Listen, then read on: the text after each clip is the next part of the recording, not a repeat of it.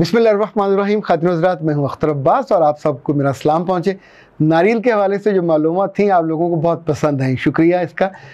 कई लड़कियों ने और कई ख़वातीन ने कहा कि नारियल के हवाले से कुछ चीज़ें थोड़ी सी और बताइए, क्या ये घर में कुछ चीज़ हम बना सकते हैं, क्या इसके मज़ीद कोई अमली फ़ायदे भी हैं, चूँकि इसका ज़िक्र तो बहुत आता है। खातिन हज़रात, पिछले 3-4 हज़ार बरसों में नारियल हमेशा इंसानों की सेहत के लिए बहुत ही शानदार पाया गया है। ख़ास तौर पे भी हाल ही में ऑस्ट्रेलिया में जो एक नई रिसर्च हुई है वो तो ये भी कहते हैं कि मोटापे के लिए ये बहुत मुफीद है, मोटापे को रोकने के लिए, चूँकि इसके जो अज्जा हैं जब ये जिस्म के अंदर जाते हैं, एक तो इंसुलिन का ये काम करते हैं, दूसरा ये कि जितने एथलीट हैं अगर आपने कभी नोट किया वो नारियल ज़रूर खाते हैं और काफ़ी बड़ी मिकदार में खाते हैं, चूँकि ये जिस्म के अंदर अपनी, अगर आपने कभी नारियल का जमा हुआ तेल अपनी हथेली पे रखा हो तो जो ही ये हथेली पे आता है तो अपने आप जिस्म की हरारत से पिघल जाता है, ये जिस्म के अंदर जाके जमता नहीं है, ये इसकी ख़ास खूबी है।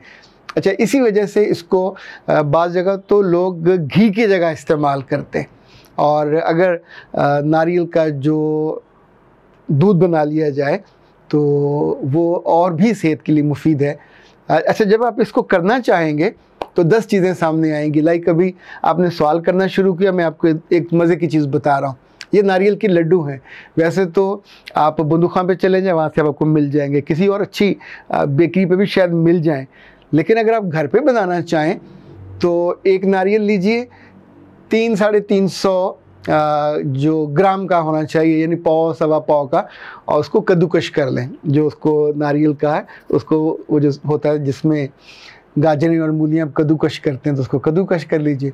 उसके बाद इसको पैन में डालिए और धीरे धीरे उसको जैसे आप हल्का सा ऑयल में पकाने लगते हैं तो जब जो ही इसका रंग थोड़ा सा बदलने लगे, यूँ समझे कि इसका कच्चापन कम होने लगे, तो आपने इसमें कंडेंस मिल्क डालना है। कंडेंस मिल्क अलग से बाज़ार से मिलता है, तो वो इसमें डालिए, फिर दोनों को मिक्स कीजिए और धीरे धीरे जब ये गाढ़ा हो जाए तो अब आप इसमें दूध डालेंगे।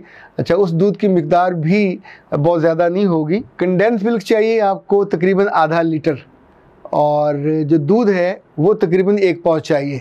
तो अब आप इन 3 चीज़ों का अमेज़ा है उसको धीरे धीरे पकाइए आंच हल्की रख के, और जो ही ये ज़रा ठोस होने लगेगा इसको उतारिए और इसके गोल गोल लड्डू बनाइए, वाइट कलर के बनेंगे। और इस पर आप बादाम भी लगा सकते हैं, जो जो चीज़ें गार्निश के लिए लगाते हैं वो लगाइए। It's so tasty, so beautiful भी है, दिखने में भी अच्छा है।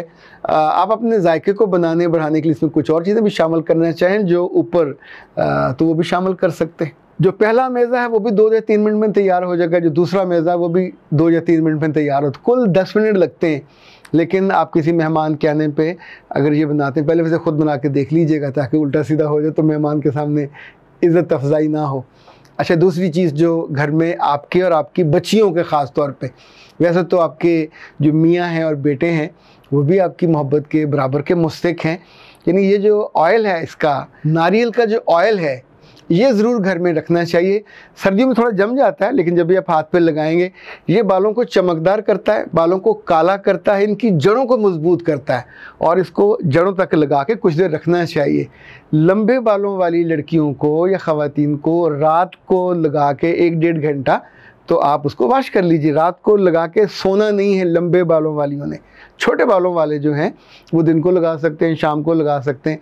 वो अगर लगा के सो भी जाएँ तो उनको बहुत ज़्यादा प्रॉब्लम नहीं होता, क्योंकि लंबे बाल जब मूव करते हैं तो उनकी जड़ें बहुत वीक हो जाती हैं और उल्टा नुकसान हो जाता है। तो ये जो रेमेडी है, ये बाल चमकदार करने हो, काले करने हो, लंबे करने हो, जड़ों को मजबूत करना हो, उनका वो जो सिकरी होती है उसका भी ये दुश्मन है, इसी तौर पे खुश्की होती है उसका भी दुश्मन है।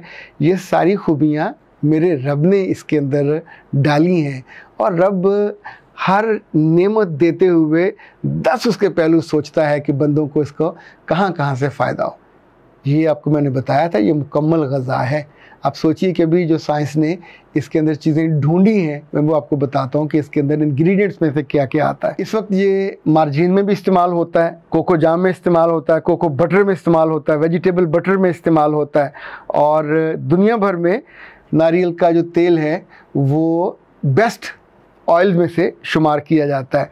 इसमें फैटी एसिड्स होते हैं। और सबसे मज़े की बात यह है कि जिन लोगों को शुगर होती है उसकी हसासियत और ग्लूकोज की जो सतह है उसको बैलेंस करने के लिए, लेवल करने के लिए जो बहुत मुफीद है, क्योंकि ये जिस्म में जाते ही डायरेक्ट शुगर में ये शामिल हो जाता है। कोलेस्ट्रॉल लेवल को ये बिल्कुल बैलेंस रखता है। और अब तो ये भी कहा जाता है कि अगर आप रेगुलर इस्तेमाल करते हैं तो आपको हार्ट अटैक का जो ख़तरा है वो भी कम हो जाता है। डायबिटीज़ टाइप 2 है उसके लिए भी जो बहुत मुफीद जाना जाता है और सबसे जो उम्दा बात कही जाती है कि जिसको भी अपना मोटापा कम करना हो, मोटापे के लिए ये बहुत अक्सीर है। अच्छा जी, अब आते हैं यबका कुंदी। अजीब सा नाम है, अल्लाह जाने क्या इसका मतलब है। औलाद को तरबियत देने वाली वीडियो में पुराने अख्तर अब्बास से मुलाकात हुई। ये कोई मर्दाना इस तरह का होता है तबसरा, बहुत अच्छा लगा मुझे। आपके सवालों जो पसंद नहीं आते, ये अलग बात है कि कितने लोगों के मसाइल हल होते होंगे, मगर मुझे तो खालिस अपनी बात करते हुए आप अच्छे लगते हैं। वही अख्तर अब्बास जो लिखने में सिर्फ अपनी बात लिखते होते थे। कुंदी साहब या साहिबा, अब आई डोंट नो अब क्या है, आप सलामत रहिए, आपकी मोहब्बत अपनी जगह पे। लेकिन ये देखिए कि जैसे आप रेंज बड़ी होती है, सुनने वाले हर उम्र के होते हैं। अब इन बच्चियों के लिए, लड़कों के लिए फिर भी 100 रास्ते हैं अपनी बातें शेयर करने के लिए, दुख कहीं बताने, कम करने के लिए। बच्चियां कहाँ जाएं? बच्चियों का मामला है कि जिसके पास भी वो जाएंगी वहाँ ब्लैकमेल हो जाती हैं।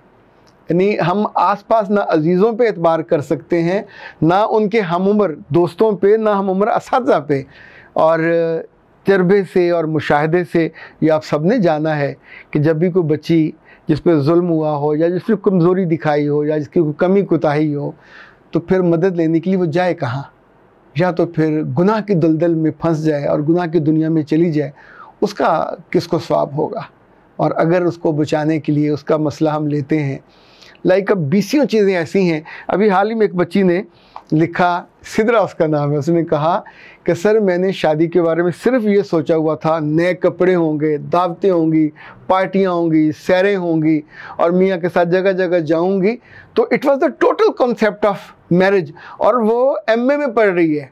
उसने कहा इसके अलावा मैंने कभी सोचा भी नहीं था कि शादी कोई रिस्पॉन्सिबिलिटी का काम है। इसमें किसी से मोहब्बत के अलावा उसकी केयर भी करनी पड़ती है, उसके कपड़ों का, उसके रिश्तों का, उसके जज्बों का, उसके इमोशंस का, उसकी थकावट का, उसकी नींद का, इनका भी ख्याल आप ही को करना पड़ेगा। इसके लिए अलग से कोई लड़की नहीं रखी जाती।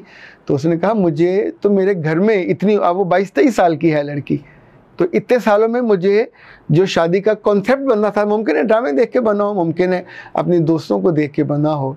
लेकिन अगर आपके सवाल जवाब ना होते, अगर आपकी वीडियोस ना होती, तो मैं एक मिसकॉन्सेप्शन के साथ अपनी ज़िंदगी के सफ़र को बिल्कुल आगाज़ में ही बर्बाद करके रख लेती और मैं वो ना कर पाती जो अब मैंने कर लिया। उनकी शादी को भी 1 महीना हुआ है and she is very happy.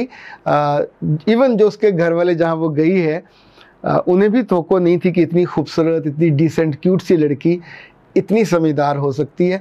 समझदारी का ताल्लुक जिस्म से नहीं है, समझदारी का ताल्लुक आपके दिल की हसासियत से और जिस रेंज में आप मूव कर रहे हैं वहाँ मूव करते हुए अपने एहसास, डिमांड और अपनी खिदमत को और अपनी केयर को जैसे आप बैलेंस रख के चलते हो, वो एक बड़ी उम्दा डिश बनती है ज़िंदगी की, खुशी की डिश, मोहब्बत की डिश और प्लेजेंट और प्लेयर वाली डिश।